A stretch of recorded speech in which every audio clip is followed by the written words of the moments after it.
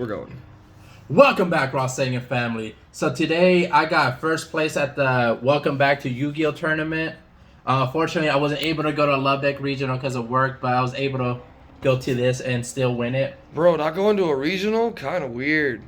Hey, work comes first. I guess you're right. Look at this man being responsible. Right. And the one thing I like about this Dragonlink deck is it doesn't play the adventure package. So, like, you know, if people want to play like semi-budget, you can play this perfectly fine. But I played 2 of the Dragon Maid chambers. Obviously, Tiding is a really amazing card. I played 1 of the Black Metal Dragon and 1 Red Eyes Darkness Dragon. Just because this card is amazing. So when you get nibbed, when you have Seal on the field, you can bring this back or bring this and just like make a pretty good board after that. This is just a starter. So you play 2 Rocket Tracer, 1 Rocket Synchron, well, 2 Rocket Synchron, my bad.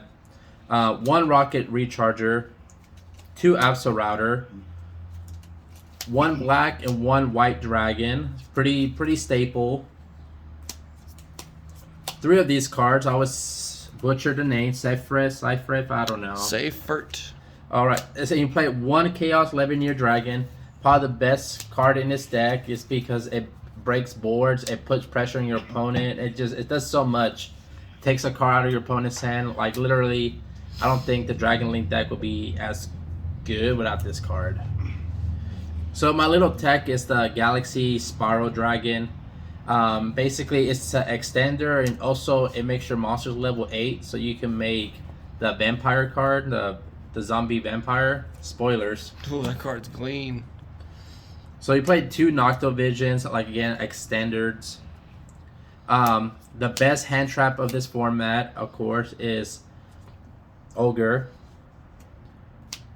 We played 3 Effect Veilers. I like Effect Veiler because it's not once per turn, so you have multiple, you know, you like negate. Plus it's a light, so it just works perfect with this deck because Chaos Ruler. Chaos Space. And Chaos Space too. It was meant for this deck. It's also a level 1, so it can be tuned with too. Yeah. And we played 3 Nib. Nib is really good. If you have Nib and another hand trap, you're basically winning that game. Depending, like even whatever deck your opponent's playing, it just, well, any combo deck your opponent's playing, Nib and 1 hand trap is GG. So for my spells, I played 1 Boot Sector Launch, 1 Dragon Ravine, 3 Quick Launches, 3 Chaos Space, and 3 Tidings. So basically, this card is just really good. It's a good extender. You can send it with Ravine, you can mill it with Chaos Ruler, you can mill it with Zombie Vampire, and you have Chamber. It's just you have plays for days, man. It's also how you play through Mystic Mine. Oh yeah, like Floodgates, you just bounce them out and you just kill them. No Ash though? No, I don't play Ash. All the hand traps I play are lights. I was thinking about playing DD Crow because DD Crow is a dark, but I always prioritize to make Chaos Ruler, and so Chaos Rulers, I'm guaranteed a hand trap if I just play all light or dark hand traps. If I play Ash, he's gonna go to the graveyard.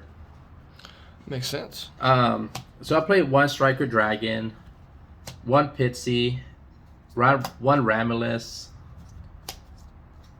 2 Seals. There it is. 2 Seals, 1 IP. The Dark Chamber.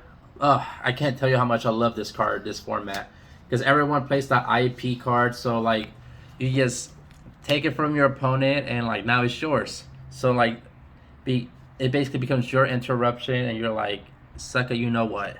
And the mirror match takes their tracer too. Oh, it does just so much. This is probably the best what you call it, Charmer by far. 1 Coroboro. I love this because, you know, you pop your opponent's Link monsters and you just plus.